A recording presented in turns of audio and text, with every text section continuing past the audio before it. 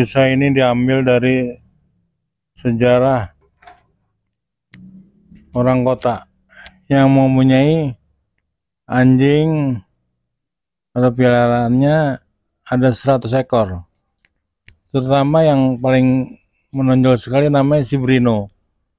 Si Brino ini paling berani menghadapi tantangan-tantangan, apalagi di waktu malam. Kebetulan yang punya binatang itu sangat sayang, namanya Pak Si Dharma. Dharma itu mempunyai piaraannya itu namanya si Brino. Si Brino disuruh apapun juga dia mau. Kebetulan si Brino ini sangat simpati sama beruang kutub itu. Dia sangat sayang, paling dekat, sering bercanda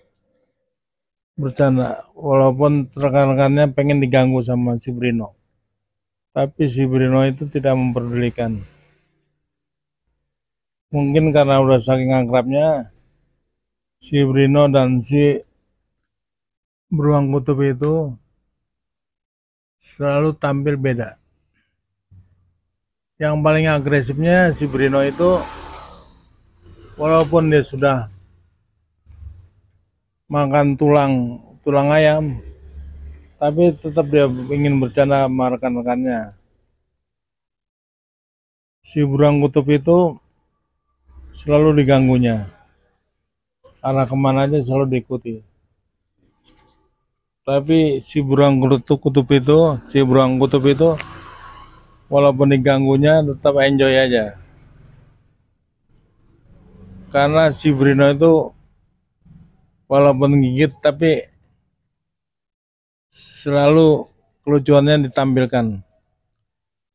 Makanya selalu si Brino itu menunjukkan dengan si beruang kutub itu sangat agresif. Rekan-rekannya si beruang kutub itu pengen diganggu oleh si Brino. Tapi si Brino itu kayaknya nggak pedulikan siapapun yang ada di depannya. Emang si Brino itu sangat lucu.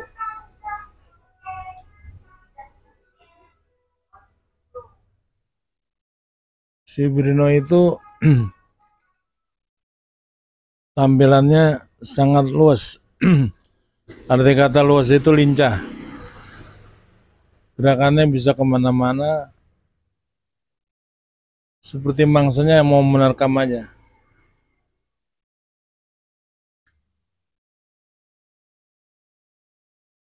Tapi dengan harapan,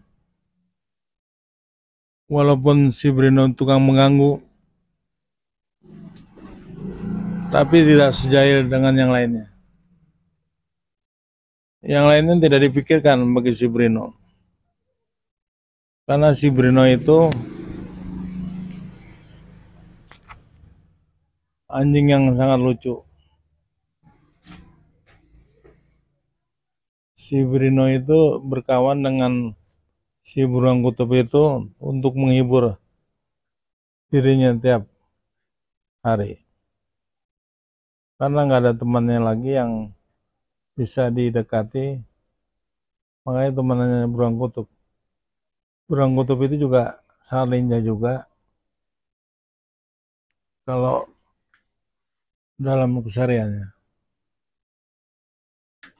Ya begitulah si Brino kerjaannya, tukang mengganggu.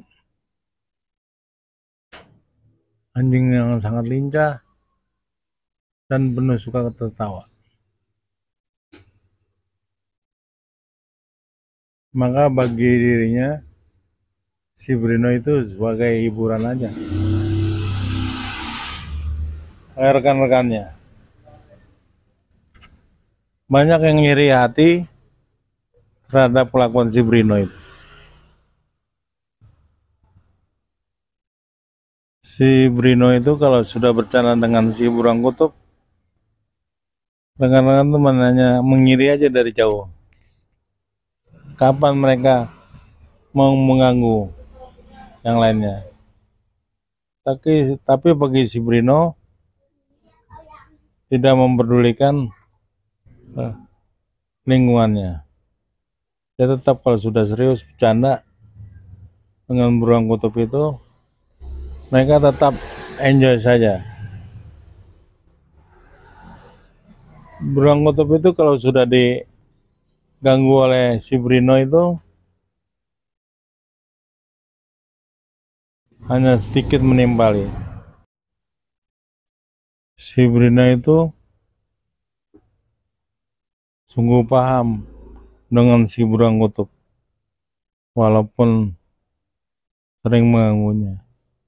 Tapi satu sama lainnya tidak ada gangguan bagi dirinya. Harapannya beruang kutub itu walaupun diganggunya tidak pernah marah. Si Bruno emang sangat lucu penampilannya. Bahkan yang lainnya kalau diganggu cuma hanya bisa menghindar. Karena dikhawatirkan cengkeraman gigitannya sangat tajam. Kalau beruang kutub itu kalau sudah menimpali paling hanya digaruk-garuk aja kepalanya si Brino.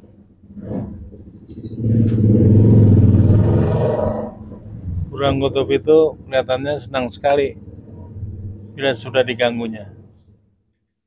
Sudah ada rasa peduli. Rekan-rekan atau teman yang lainnya, teman hanya sibuk menjalankan tugasnya masing-masing. Di situ juga ada jerapah,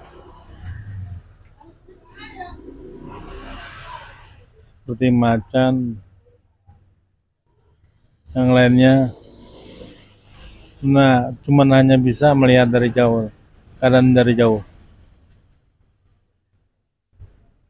Dengan harapan si Brino dengan si beruang kutub itu selalu rukun. Walaupun si Brino itu kalau candanya sangat lucu sekali. Membuat orang melihatnya mengelitik, tertawa, geli. Karena si Brino ini emang ganjingannya kesayangannya Pak Dharma. Pak Dharma itu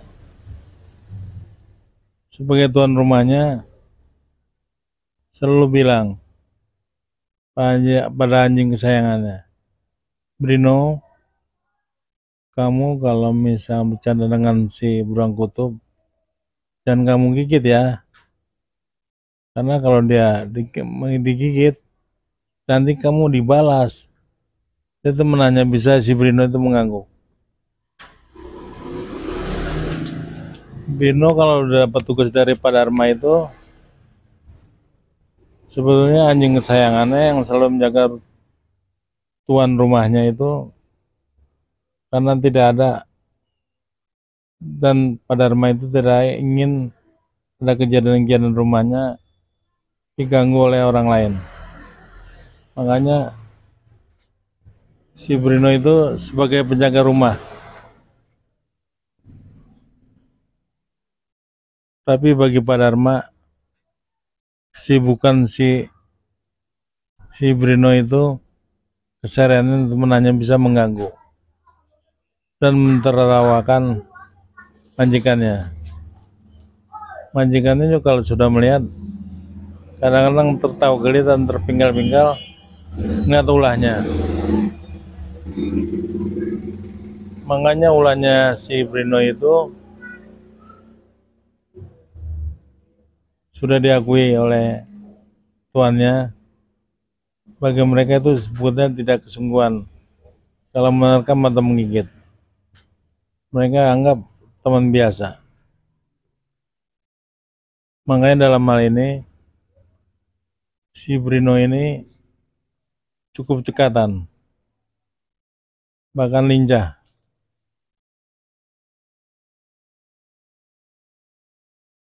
Dia tempat bercandanya sangat luas. Di mana tempat yang bisa dia bercandain, disitulah mulai tingkahnya si Brino. rekan-rekannya hanya bisa mengawasi, walaupun si Brino itu kalau sudah merekam cuman hanya dilihatnya tidak serius. Bahkan bagi si Brino itu cuman hanya belayan mesra.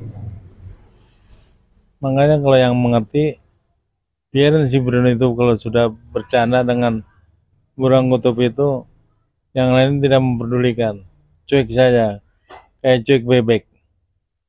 Artinya tidak memperdulikan satu sama lainnya. Jerapah, harimau, itu bagi mereka yang melihatnya seperti hal biasa. Tidak ada istimewaan bagi dirinya.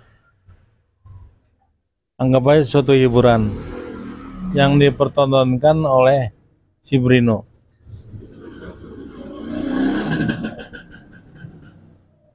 Si Brino itu mencoba mendekati yang lainnya, tapi kayaknya bagi dia mereka nggak cocok. Hanya beruang kutub saja yang bisa didekati. Apabila dia bercanda dengan permainannya, ditanggapinya dengan tidak serius.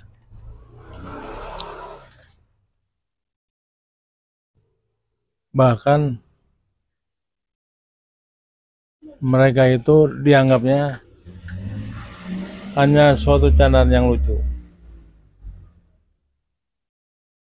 Pernah suatu hari si Bruno itu pikirnya beruang kutub itu sedang bagaimana, dia coba lawannya. Dia karena mencoba menggigitnya, mungkin terlalu serius dianggapnya, dicoba dikembalikan lagi, digigitnya. Cuman si Bruno itu hanya kayak kelihatannya tertawa geli. Makanya burung kutub itu mengatakan, wah, si Bruno itu menanya bercanda saja, nggak serius dalam mengartikan kawan atau sahabat.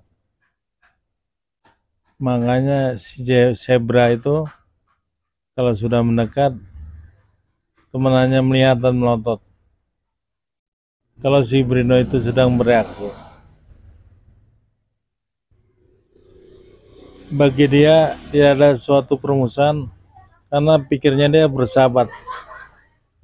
Semua sahabatnya dia. Cuman hanya Bruno itu memilih rekan yang bisa diganggunya. Dengan harapan si Bruno itu tampil beda. Tapi dalam hal ini si Bruno ini sangat menggelikan. Andai kata apabila kita melihatnya dengan lincahnya, mereka itu dianggapnya hanya percandaan biasa. Makanya bagi beruang kutub itu cuman hanya bisa menatap dan mengartikan. Itu hanya biasa saja. Maka dalam hal ini si Bruno itu pikirnya tidak serius, dengan harapan si Bruno itu sebagai teman akrabnya dan tidak bisa dilupakan. Bagi burung kutub itu hanya suatu hiburan yang cepat berkenan bagi dirinya. Makanya bagi burung kutub itu, kalau si Bruno sudah mulai actionnya, paling dia hanya bisa tertawa saja. Walaupun dilawannya dengan penuh tidak kesungguhan. Si Bruno itu dengan harapan pengennya Si Bruno itu menganggap Beruang Kutub itu seperti adiknya.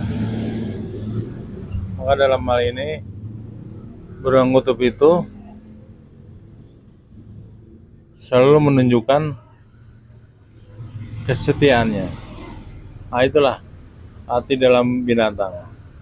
Binatang kalau sudah bercanda berlebihan dianggapnya tidak serius. Maka dalam hal ini dijaga kesetaraan.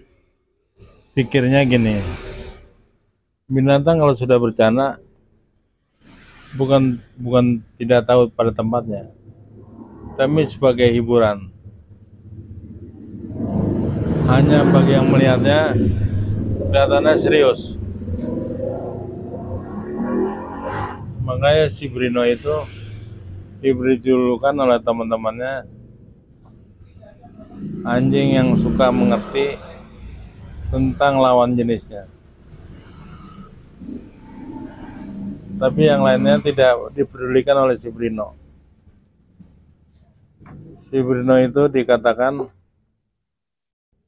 binatang yang sangat lucu dan tidak pernah serius dalam bercanda. Hanya sepintas seriusan itu ada di depannya. Makanya yang lainnya seperti harimau berpikir, biarkan saja, itu cuma hanya bercanda seperti biasanya, tidak digigit yang sebenarnya. Si Bruno itu emang sangat lucu dan cerdik, lompat ke kanan, lompat ke kiri, kadang-kadang paling yang kalau ada ekornya panjang diserobot, sudah itu dia lari, kembali lagi lari, tapi tidak serius, dengan harapan semua itu sebagai teman akrabnya dan tidak serius. Oleh karena itu bagi si Bruno sangat senang, karena apabila dibercandai oleh si Bruno, mereka itu tidak serius, ditanggapinya dengan penuh kedamaian. Makanya dalam hal ini si Bruno itu selalu akrab dengan siapa saja. Apabila dia mulai menatap, memandang, dan merekam, itu hal biasa. Makanya si Bruno itu kalau sudah mengindik-indik musuhnya, setelah itu langsung ditubruknya dan langsung digaruk-garuk sama kakinya. Nah, disitulah kelihatannya tidak keseriusan si Bruno dalam menghadapi musuhnya. Cuman kalau yang bertentangan atau melawan dia akan lari tunggang langgang. Si Bruno itu jangan coba-coba diajak bercanda. Kalau yang selalu serius, langsung diterkamnya,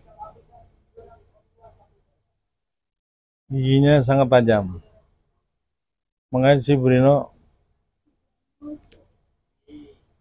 mengharapkan kepada rekan-rekannya selalu bila diajak bercanda jangan terlalu serius, karena temanannya membuang-buang waktu saja, dengan harapan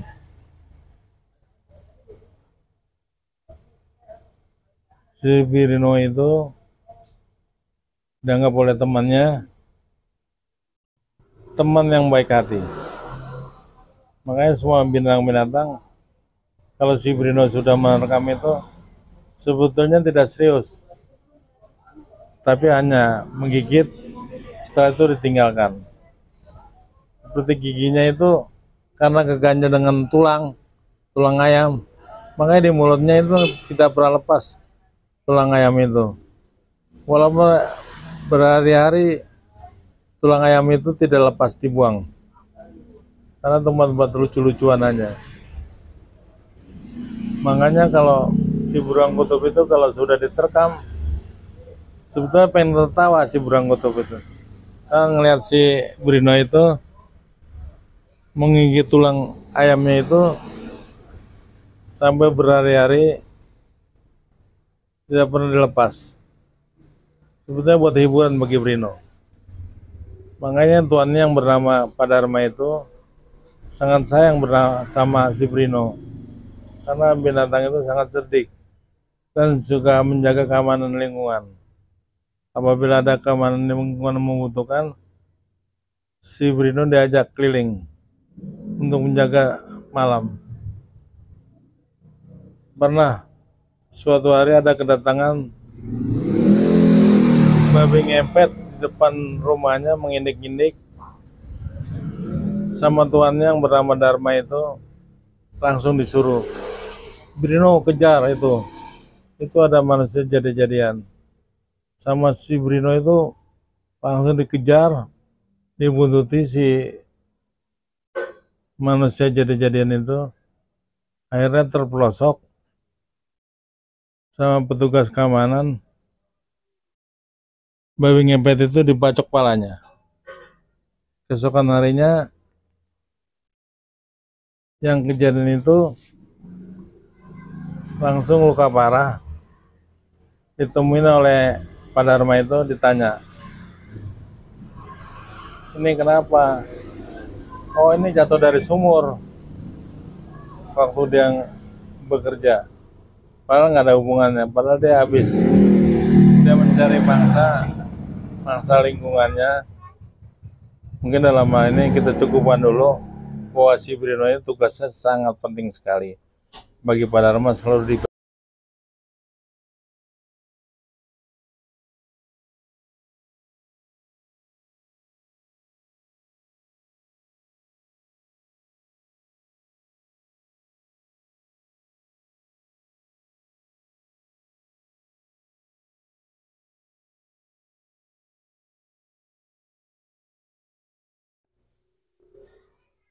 di suatu kehidupan desa terpencil. Ada yang menamakan dirinya Putri Salju. Putri Salju ini bermukim atau hidup di daerah terpencil. Hidupnya dia hanya menyendiri aja saya. Menyendiri, disebutnya orang bilang Putri Salju itu garis pendiam.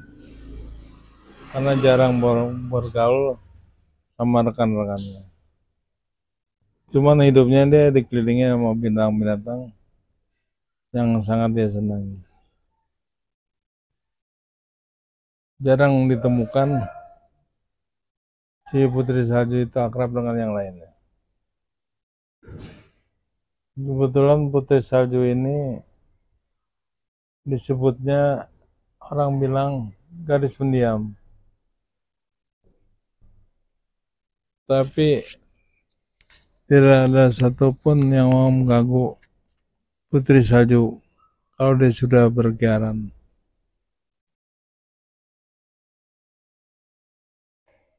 Malam Putri Salju itu memang pendiam. Gaulnya teman hanya hewan-hewan yang dia senangi. Sebetulnya pikirannya terbuka, ingin siapa saja yang dia temani. Cuman sayangnya karena dia tidak bisa mau mendekati atau berbicara pengguna yang tampan.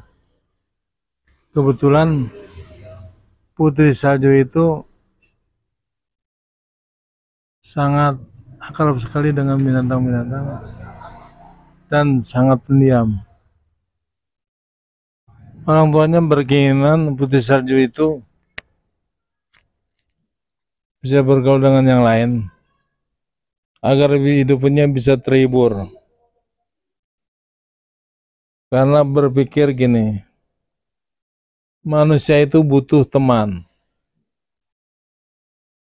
Jangan sampai Putri Salju itu hidup tidak ada teman. Dengan harapan orang tuanya Putri Salju itu dipandang perlu lah.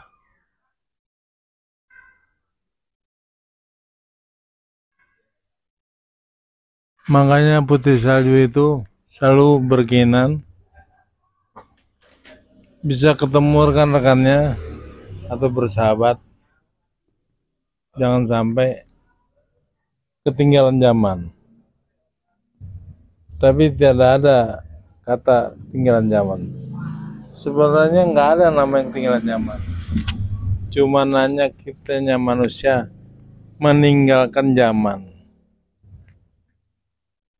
Maka sebab itu Putri Salju atau disebut orang bilang garis pemurung, dia kurang gaul. Orang tuanya berkeinginan dia bisa bersahabat sama siapa saja. Orang tuanya selalu berkeinginan jangan sampai anaknya diam 1000 bahasa. Kadang kala temannya datang, orang tuanya mengatakan, Putri Salju, kamu silakan bergaul sama siapa saja. Ibu kamu tidak memilih bentuk apapun. Tapi Putri Salju berkeras. Dia lebih baik menyendiri atau tidak mau bercakap-cakap. Ada yang dirasakan bagi Putri Salju itu hanya kurang berbicara.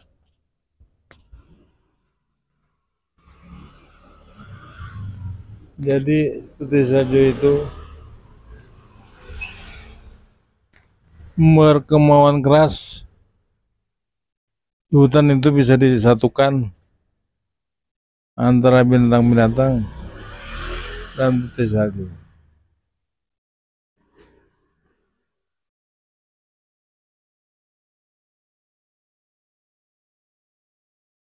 Makanya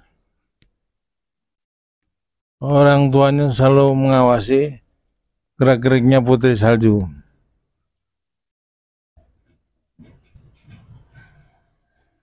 Orang tuanya berpikiran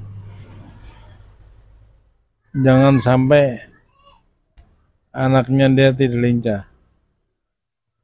Karena dengan harapan Putri Salju itu riang dan gembira. Seperti rekan-rekannya yang hidup di hutan dengan selalu bersukacita. Maka sebab itu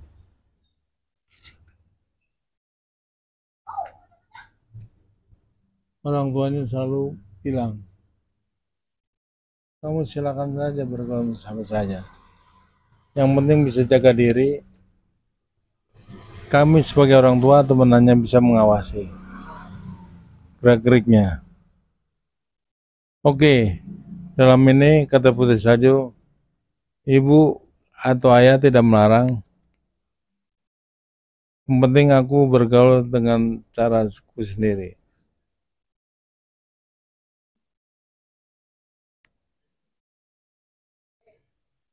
Putri Salju merupakan manduna di kampungnya. Banyak yang menegur Putri Salju, kenapa diam 1000 bahasa bila ditegurnya.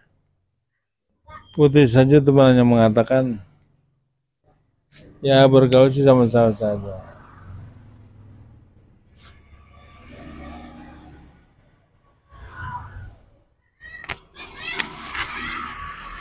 Putri Salju menginginkan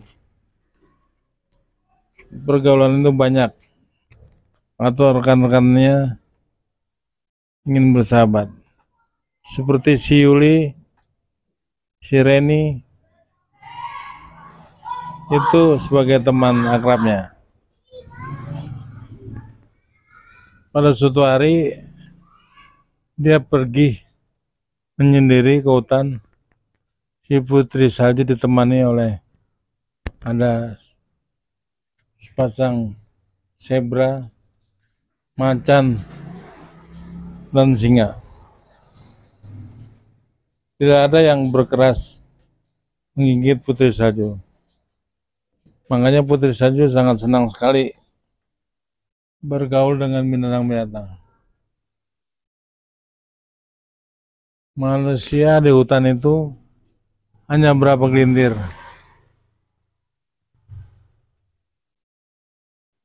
Bahkan putri salju mencoba mendekati ada pemuda ganteng yang bernama Renaldi. Renaldi ini cukup ganteng dan banyak yang disukai sama lawan jenisnya. Putri salju sudah menyatukan hatinya kepada Renaldi, tapi Renaldi itu cuek orangnya, artinya cuek bebek lah, nggak pedulikan. Bergaul boleh, tapi kalau soal berteman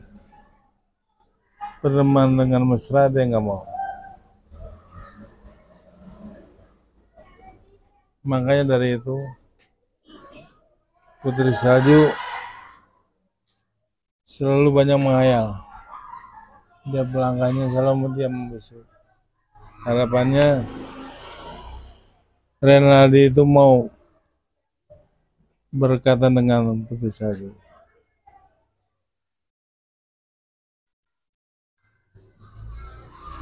Putri salju itu selalu siap apabila ada yang menegur dan menginginkan putri salju dengan sebaik mungkin.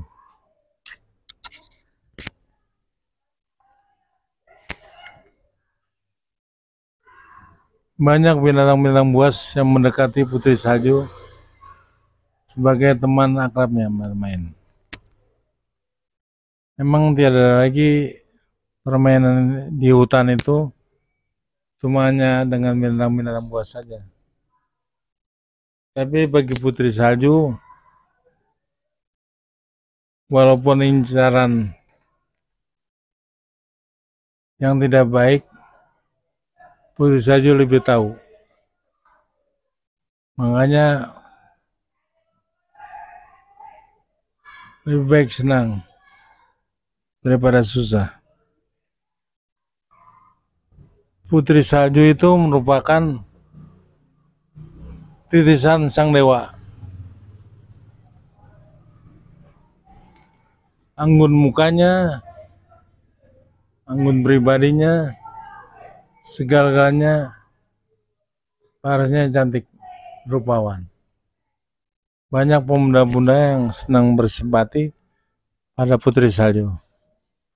Tapi putri salju menganggapnya teman saja. Bagi putri salju belum ada jatuh pilihan.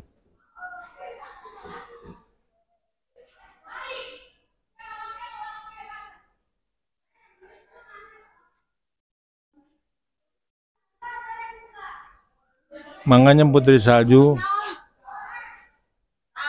dia mencoba langkahnya bisa bersimpati. Putri salju itu menginginkan bersahabat dengan siapapun. Binatang-binatang buas itu bagi mereka itu sebagai teman biasa untuk menghibur di hutan. Putri salju menyendiri ingin si Renaldi itu mendekati putri salju. Tapi putri salju itu juga sedikit agak pemalu. Makanya Renaldi itu sedikit dia memisu. Karena Renaldi itu ada jatuh pilihannya Simona. Makanya belum ada pilihan lagi bagi putri salju. Hanya Renaldi sebagai penghibur Lara. Artinya menghibur hatinya dia. Maka dengan itu si putri salju itu perlahan mendekati si Renaldi. Tapi bagi Renaldi itu kelihatannya hanya dia membisu. Bagi putri salju, pergaulan itu sangat penting. Bersahabat dan mengisi duka dan lara. Orang tuanya sudah menginginkan putri salju itu mendapat teman akrabnya di hutan. Bukan hanya binatang. Binatang-binatang itu suka mendekati putri salju. Karena putri salju itu merupakan cerminan dari dewa yang turun dari langit. Langsung melejit. Putri salju itu merupakan gadis desa yang cantik jelita. Teman hanya bukan sombong, tapi dia membisu. Nah, makanya kita sebagai manusia, kalau dia membisu, apabila ada yang menyenangi, juga akan takut. Takut itu macam-macam. Takut ditolak cintanya, takut dicuekin, takut nggak dipikirkan. Bukan itu maksudnya. Putri salju tidak mau mengumbar kata-kata dengan harapan putri salju berkawan sama siapa saja.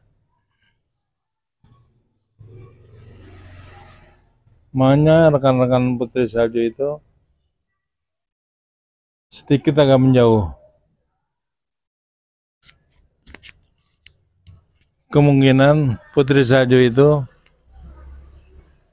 dengan harapan bisa bersahabat dengan yang lainnya.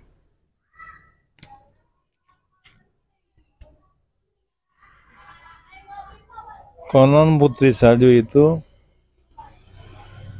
merupakan gadis pendiam tapi murah hatinya.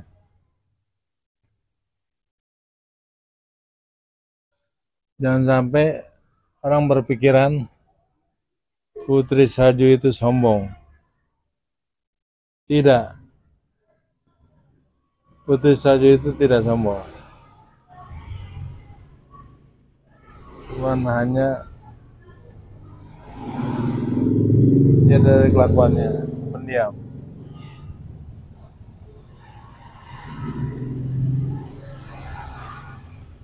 Jadi putri salju itu walaupun dia membisu, sebetulnya ingin berkawan dengan siapapun. Tapi baginya dia berpikir teman itu sangat berarti sekali. Makanya putri salju belajar mengelilingi hutan itu bersama binatang-binatang buas, tapi sedikit agak was-was. Putri salju itu merupakan titisan Sang Mahadewa.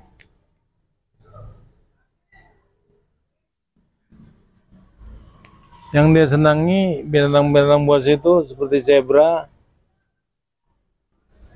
Zebra itu paling dekati sama dia karena bulunya yang lembut dan penampilannya tidak gerusa-gerusu.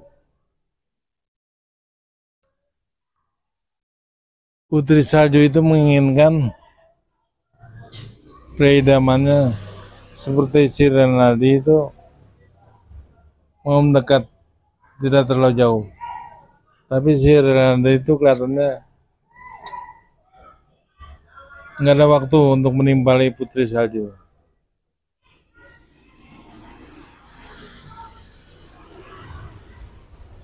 Putri Salju itu merupakan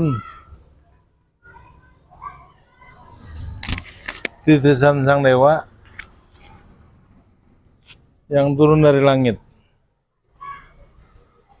dengan harapan, orang tuanya mengharapkan Putri Salju itu mendapatkan jodoh.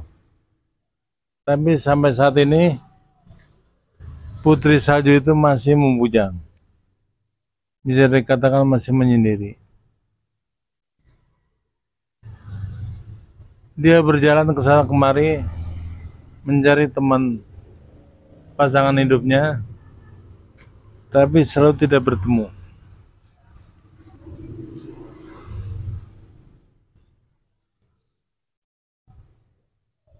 Dengan harapan Putri Salju itu bisa mendapatkan jodohnya. Putri Salju sudah berusaha sebaik mungkin dan menginginkan jauh pasangannya lebih ganteng. Tapi sebagai incarannya Putri Salju itu temanannya satu, Renaldi sangat dia perhatikan. Cuman Renaldi itu dia membisu apabila ditatap. Memang Renaldi itu orangnya laki-laki pendiam.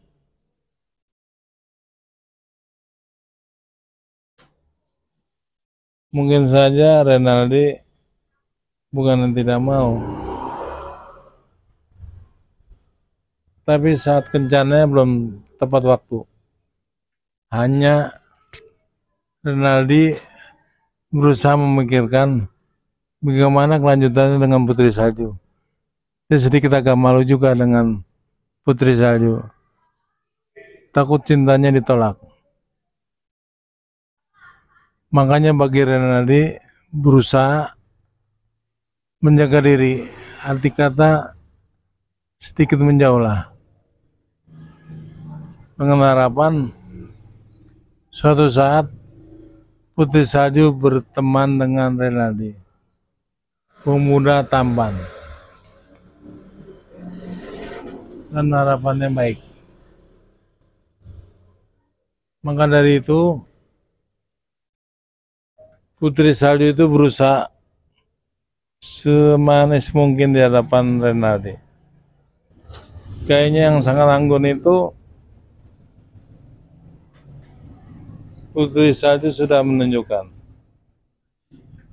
Dengan harapan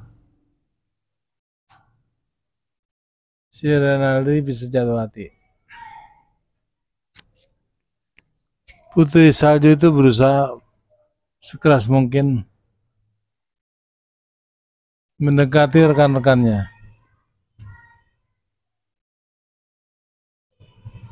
dengan harapan bersahabat itu penting.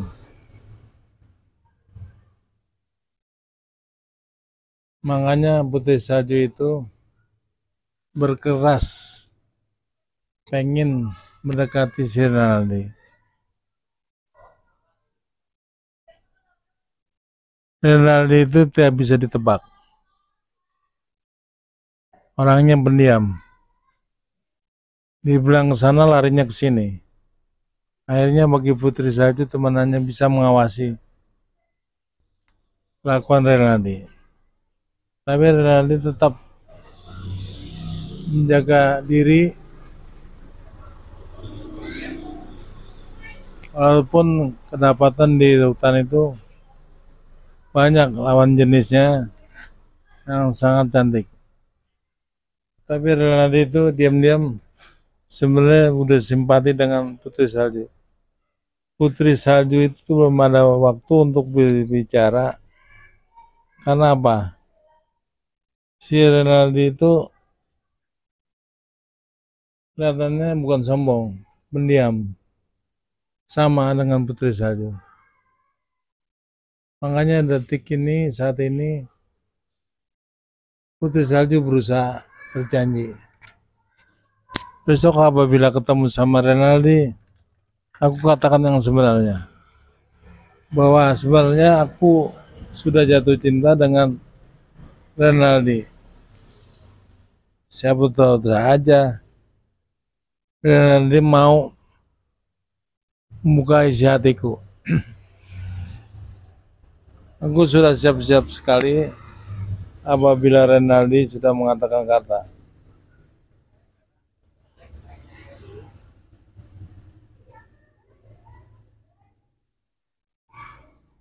Renaldi itu jarang bergaul dan sangat tertutup bagi dirinya. Tapi siap selalu apabila ada yang menginginkan persahabatan dengannya.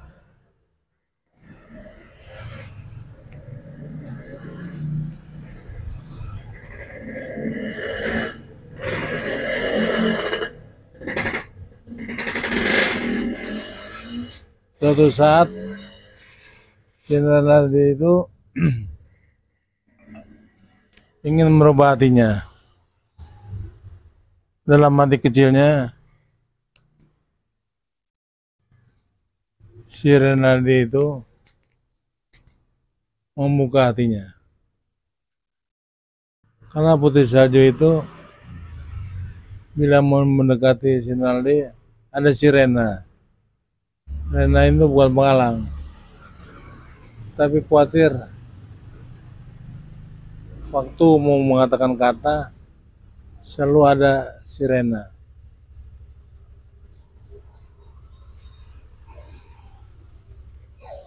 Rena itu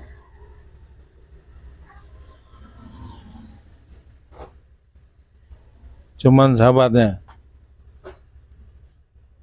Makanya si Renaldi itu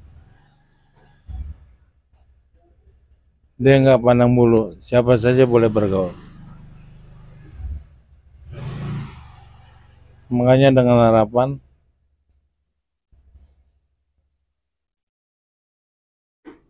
kadang-kadang si Renaldi itu mendekati si Putri Salju.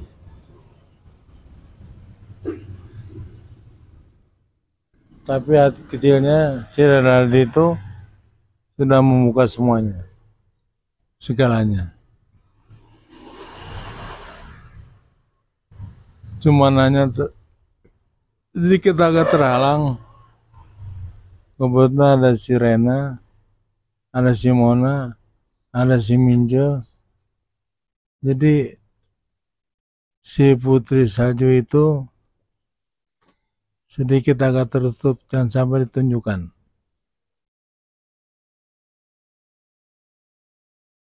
Makanya Putri Salju itu bertanya-tanya, sebenarnya si Renaldi itu jatuh pilihannya kepada saya, si dia atau si siapa, masih tebak-tebak. Tapi Putri Salju mencoba mendekati. Suatu saat kesempatan dia mendekati, Putri Salju itu mencoba mengolok dan mengejek, ada kata memberi humor pada Renaldi agar Renaldi itu bisa tertawa kali dan simpati. Tapi bukan itu yang maksud Renaldi. Persahabatan itu penting sekali. Maka dari itu si Renaldi sedikit agak marah juga. Apabila yang lain mendekatinya, si Renaldi itu mencoba menutupinya supaya kesannya tidak salah. Makanya Putri Salju itu sedikit komentar kepada teman-temannya. Pernah suatu saat si Putri Salju itu sudah mengatakan, jangan ganggu Renaldi, karena dia pemuda tampan yang aku senangi. Oh, boleh saja kalau kamu senangi. Ini si Renaldi kan belum ada pasangannya, kan masih hidupnya di hutan bebas. Emang tidak boleh aku mendekati? Ya bolehlah, siapa yang larang? Kalau Renaldi itu masih pilihan siapa saja. Kata si Renaldi itu tidak boleh memperebutkan hanya pemuda idamannya. Bukan, Simona mengatakan bahwa Renaldi itu katanya sudah jatuh cinta pada kamu. Ya begitulah kata Putri Salju. Siapapun boleh memiliki. Tidak ada satupun yang bisa mempunyai. Karena Renaldi masih butuh pergaulan. Di samping itu, Renaldi mengatakan tidak ada satupun yang dapat mencintainya. Masih bebas. Mungkin Renaldi itu masih pengen bebas hidupnya. Tidak ada ikatan atau sentuhan-sentuhan dalam dirinya. Cuma hanya yang mereka keheran saja bahwa Renaldi itu dianggapnya sebagai temannya dia. Enggak, bukan, kata Renaldi. Aku siapapun boleh memilikinya. Saya masih bebas, tidak menggantungkan satupun. Maka dari itu boleh siapapun boleh mendekat dengan saya. Tapi jangan salah arti bahwa aku jatuh cinta kepada kamu. Maka dari itu, kata si Renaldi itu, siapapun boleh memiliki saya. Saya belum ada jatuh pilihan, masih bebas. Apalagi di hutan ini. Orang tuaku mengatakan, kamu hidup masih bebas. Jangan memikirkan yang lainnya. Pernah Renaldi itu mengadu pada ibunya. Ibu, aku banyak menyenangi di hutan. Kata ibunya bilang, binatang, monyet, kambing, atau rusa. Bukan ibu. Aku ada yang menyenangi, tapi perebutan ibu. Ya kamu pilihlah yang terbaik. Ibu sih merelakan aja. Asal kamu pilihannya jatuh yang baik, yang sopan. Dan juga bisa menjaga ibu.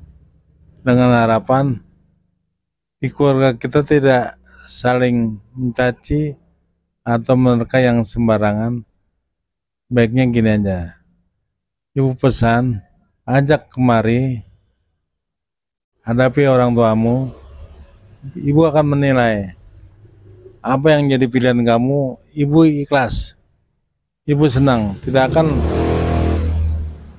mengelak bahwa yang kamu pilih itu yang sebenarnya udah seadil-adilnya. Oke ibu, baiknya gini bu, nanti suatu saat yang cintanya sudah mengatakan kepada saya, akan saya bawa ke ibu. Oke kalau begitu, ibu tinggal tunggu saja. Harapannya gini, kamu pemuda yang terbaik nak. Dengan harapan kamu bisa menjaga nama baik ibu dan nama orang tua, agar kelak kita tidak disalahkan pada orang lain. Maka itu ibu, aku akan membawa gadis itu ke tempat ibu. Ya, begitulah Bu ceritanya aku. Ya, memang kamu pemuda tampan, tapi sifat kamu jangan sombong. Walaupun di hutan itu banyak rekan rekan kamu yang menyenangi, kamu juga harus mawas diri dan sampai menyinggung rekan kamu. Kamu emang anak ibu yang paling tampan sekali, Renaldi namanya. Ayah kamu berpesan, kamu nggak boleh sombong dan harus menjaga mawas diri. Nanti kenalkan nama ibu, ibu akan melihat jodoh kamu yang sebenarnya.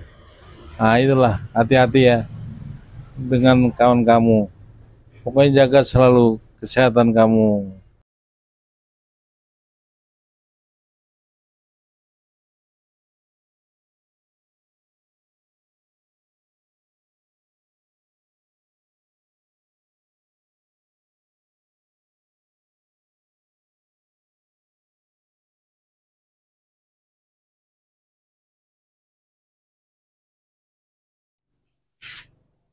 Molly itu adalah gadis desa yang sangat lugu. Lugu artinya kalau dia perintah apapun dia mau. Nah kebetulan temannya sedang baru pulang dari suatu mukim. Nah dia mengambil ilmu ilmu kodok yang bisa kentut panjang. Lucu kalau kentut itu bisa panjang. Makanya yang namanya si Rahmat itu dia berilmu, mengambil ilmunya yang sangat lucu. Si Wawan hanya diperintahkan, Wan, nanti apabila si Molly duduk di bangku itu, kamu bilang, Molly, kamu dipanggil sama ibu kamu. Padahal cuma buat taktik aja. Nah, nanti bangkunya langsung diolesin. Nah, dia begitu bangun, dia bilang, oh nggak jadi gitu. Padahal itu cuma mau ngambil, kalau si Molly bangun, kentutnya bunyi, dut, brebet. Itu sangat lucu. Nah, itu ilmu ilmu yang paling langka lah. Sebetulnya nggak boleh ilmu-ilmu dipakai dengan tidak seperlunya. Makanya itu cuma percobaan aja. Emang si Rahmat itu orang iseng. Makanya si Wawan itu sering dipanggil, Wan, kamu kalau ada orang-orang yang nggak anggap lucu, kamu kerjain ya. Kamu cuma panggil doang namanya, dia begitu bangun, terus dari belakang kamu olesin. Nah, begitu olesin, nanti dia bangun, begitu jalan, kentut itu bunyi, pret, pret, pret, pret, pret, pret, pret. Itu sangat lucu. Makanya Bapak pikir gini, ini ilmu langka yang paling sangat disenangi oleh anak-anak muda sekarang. Tapi ilmu itu nggak semudah yang didapati, karena harus jarak tempuhnya, pengalamannya, tan banding. Makanya sangat lucu lah. Itu namanya ilmu kentut. Ada aja orang ilmu pakai ilmu kentut. Kalau emang didapati, syukur-syukur mereka semua orang tuh belum tentu dapat. Mungkin dengan harapan seterusnya kita bisa dapati ilmu kentut itu. Maka dari itu si Wawan selalu diuji coba, suruh ngolesin tempat bangku duduknya. Nah disebutnya ilmu langka itu. Kalau si Rama teman hanya sebagai yang menurunkan ilmunya, si Wawan teman hanya mengerjakan. Yang selalu dikerjakan si Molly. Molly orangnya lucu. Dia selalu habis kentut dia berdiri, meremet jalan lagi, duduk sambil berdiri lagi. Dia bilang sama dirinya sendiri, kenapa aku kentut mulu ya gini? Ada apa ya? Ah, aku harus pulang dulu lah, malu aku. Cuman kunci kentut itu hanya didapati dari si Rahmat itu. Wawan teman hanya mengerjakan. Tapi apabila sudah pulang, ngaso, tidur itu hilang suara kentut itu. Kan sangat aneh sekali. Apabila dia bangun, kentut itu bunyi. Si Molly itu. Prete prete pret, prete prete, seperti lagu aja prete prete pret. Emang karena aneh sangat lucu. Baru didapati ilmu kodok yang bisa merepet katanya. Sebetulnya gini, kodok itu diketok, dia kan nanti kan keluar keringatnya. Setelah keluar keringatnya, baru dioleskin di tempat duduknya. Tempat duduknya. Kemungkinan ilmu itu yang didapati. Seperti itu ilmu itu nggak boleh dicoba-coba. Karena sangat berbahaya. Tapi bagi yang ngerti, itu sebagai mainan saja. Mainan anak-anak yang konyol. Emang si Rahmat itu selalu menguji coba pada teman-temannya. Teman-temannya bisa hanya lawan jenisnya saja perempuan. Kalau laki tidak bisa. Gitu. Jadi apabila setelah duduk, dipanggil si Molly. Molly, dipanggil ibu kamu. Kan dia berdiri. Dia melangkah, langsung diolesin di bangku yang dia duduk. Terus suruh kembali lagi duduk. Nah, si Molly kan disuruh apa aja mau. Emang sangat lucu dan lugu lah. Nah, setelah didapati, si Molly itu merasa, kenapa gua kentut mulu ya? Nah, itu harapannya. Janganlah ilmu itu dimain-mainkan. Ilmu namanya ilmu kodok berut yang bisa kentut.